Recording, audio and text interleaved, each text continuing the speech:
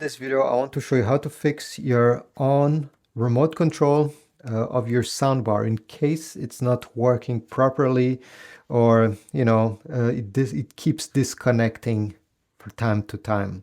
So the first thing you need to do is to go ahead and disconnect the power cable from the soundbar itself. So over here, you can disconnect it on the back. Okay, simply leave it unplugged. I'll tell you when to plug it back. Then take your remote control and we need to remove the batteries.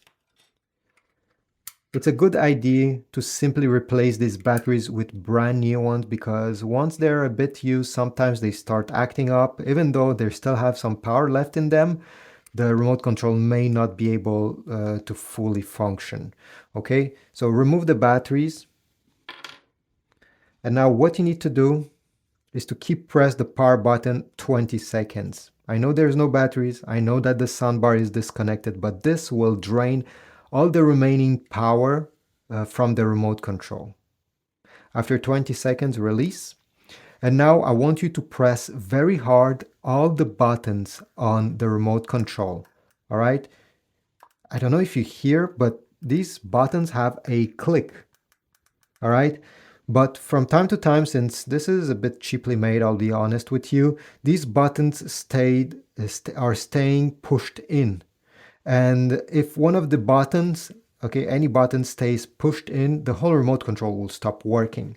So press on each of these buttons very hard, okay, and just to make sure they're not pushed in and there's no debris, nothing to forbids them to making contact with the board inside of the remote. All right, at least 5 times every button, press very hard. All right. And after you did the whole thing, okay, it should take like 2 minutes, go ahead and put back the batteries. And by the way, in my case, the remote was not working because this settings button was pushed in.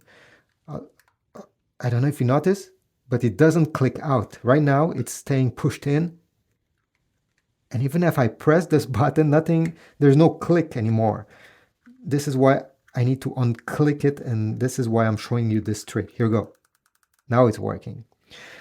So this is something to keep in mind. Maybe you had the same problem as me. So take a pair of fresh AAA batteries at this point and put them in the remote control.